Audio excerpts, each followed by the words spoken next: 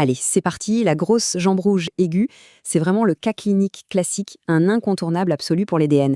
Et on comprend vite pourquoi. C'est un véritable carrefour diagnostique. D'un côté, une infection super fréquente, et de l'autre, une urgence vitale absolue. Toute la question est de savoir faire le tri. Alors dans cette analyse, on va décortiquer ensemble la méthode pour ne jamais se tromper.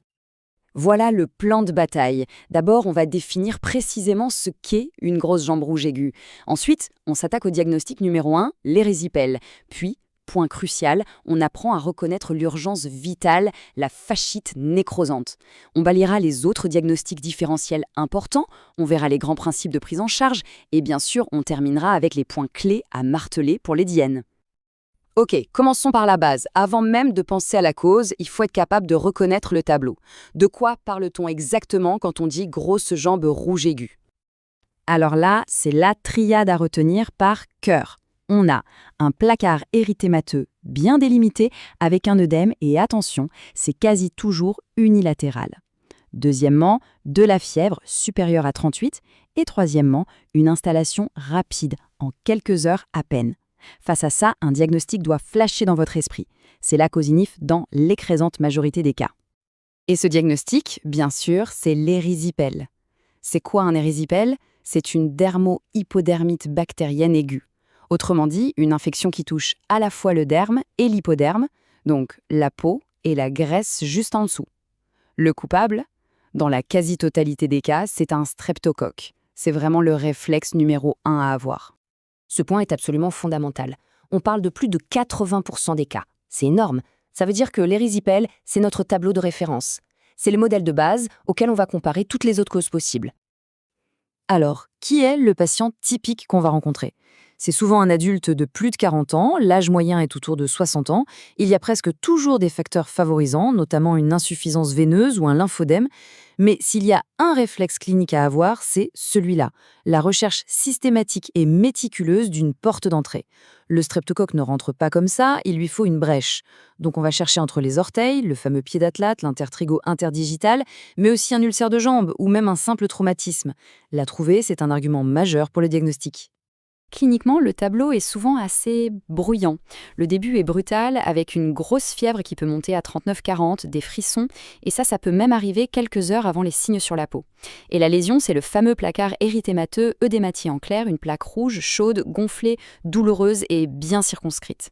Parfois, on a aussi des bulles superficielles, un peu de purpura et très souvent une adénopathie, un ganglion inflammatoire du même côté. Le point essentiel à retenir, face à ce tableau vraiment typique, chez un patient qui n'a pas de grosse comorbidité, le diagnostic est purement clinique, on n'a besoin d'aucun examen complémentaire. Mais voilà, c'est là que se situe tout le pivot du raisonnement. Le tableau classique qu'on vient de décrire est plutôt rassurant, mais il faut impérativement et activement chercher les signes qui pourraient nous faire basculer vers le pire des scénarios. C'est la question à se poser à chaque fois. Et cette urgence vitale, c'est la fascite nécrosante. On parle aussi de dermo-hypodermite nécrosante. Là, on change complètement de dimension. C'est une infection gravissime qui dévore littéralement les tissus en profondeur, jusqu'au fascia. Et là, chaque minute qui passe est une perte de chance. C'est une urgence médico-chirurgicale absolue. Ce tableau, il faut l'avoir gravé dans sa mémoire. C'est la checklist des drapeaux rouges. D'abord, les signes locaux. Une douleur intense, vraiment intense, qu'on juge disproportionnée par rapport à ce qu'on voit. Un œdème majeur qui va bien au-delà de la rougeur. Des bulles hémorragiques, des zones qui virent au violacé ou au noir, c'est la nécrose. Une hypoesthésie, c'est-à-dire une perte de sensibilité au toucher, ou encore une crépitation sous la peau comme de la neige qui crisse. Tout ça, c'est gravissime. Ensuite, les signes généraux. Le moindre signe de sepsis, de choc, une confusion, une désorientation, une tachypnée, une tachycardie, une hypotension, ça doit faire hurler l'alarme. Et enfin, les autres facteurs, les grosses comorbidités comme le diabète, bien sûr, mais surtout, attention, la prise d'IANS, les anti-inflammatoires non stéroïdiens. C'est un piège terrible car ils peuvent masquer la gravité et aggraver l'infection. Donc, si on a la moindre suspicion, il n'y a pas à hésiter une seconde. La prise en charge est immédiate. C'est une hospitalisation en urgence, en soins intensifs ou en réanimation.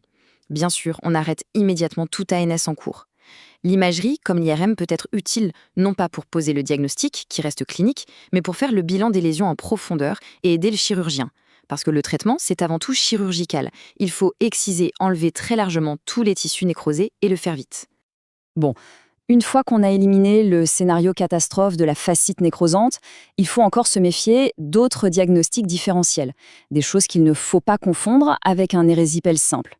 Et là encore, la distinction va se faire quasi exclusivement sur la clinique. Le diagnostic différentiel le plus courant, c'est la poussée inflammatoire d'une dermohypodermite sur insuffisance veineuse chronique. Comment on les distingue? C'est assez simple si on est systématique. L'érysipèle, c'est aigu, brutal, c'est unilatéral et il y a une forte fièvre. L'insuffisance veineuse, c'est une évolution plus chronique ou subaiguë, c'est souvent bilatéral et surtout il y a peu ou pas de fièvre. C'est vraiment la fièvre et le caractère aigu qui font la différence. Un autre piège classique, l'eczéma de contact aigu. On le voit souvent autour d'un ulcère qui a été traité avec des crèmes, par exemple. Là, le maître mot n'est plus la douleur, mais le prurite. Ça gratte, ça démange énormément. Et l'aspect est différent. Les bords sont indistincts, on dit émiettés, et on va voir des petites vésicules, des petites cloques qui peuvent suiter. On est loin du placard bien net, bien délimité et douloureux de l'érysipèle. Très bien. Maintenant qu'on a posé notre diagnostic, parlons de la prise en charge. Quelles sont les premières mesures à mettre en œuvre? Il y a 4 gestes qui sont systématiques. Étape 1, le repos, avec la jambe surélevée pour aider à diminuer l'œdème et la douleur.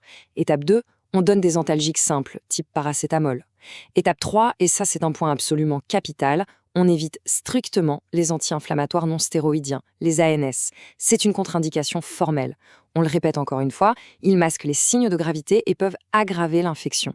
Et enfin, étape 4, un bon réflexe, on vérifie que la vaccination antitétanique est à jour. Maintenant, le traitement spécifique de l'érysipèle non compliqué. C'est très simple et bien codifié. L'antibiotique de référence, c'est l'amoxicilline. Pour les PA qui ne sont pas sévères, on peut la donner par voie orale, à la maison. La durée est courte, 7 jours au total, c'est suffisant. Et bien sûr, en cas d'allergie à la pénicilline, les alternatives sont la pristinamycine ou la clindamycine. Allez, pour finir, on récapitule. Quels sont les messages absolument essentiels à retenir pour le concours et pour la pratique de tous les jours? Voilà la synthèse ultime pour les DN. Premièrement, grosse jambe rouge aiguë fébrile, ça doit être égal à érysipèle jusqu'à preuve du contraire. Deuxièmement, le réflexe systématique, on recherche une porte d'entrée cutanée. Troisièmement, la priorité absolue, c'est d'éliminer une fascite nécrosante en traquant les drapeaux rouges. Quatrièmement, le diagnostic est clinique, les examens complémentaires sont rarement nécessaires dans les cas typiques. Et enfin, cinquièmement, le traitement, amoxicilline, 7 jours et contre-indication absolue aux IANS, c'est tout. Et on termine avec cette citation qui vient directement des recommandations officielles. La mise en route du traitement des dermohypodermites bactériennes ne doit pas être retardée par l'attente d'examens complémentaires qui ont en général peu d'intérêt diagnostic. Ça résume tout, non? Face à un tableau typique, la clinique est reine. Il faut faire confiance à son examen et agir sans tarder. C'est vraiment le message clé à retenir.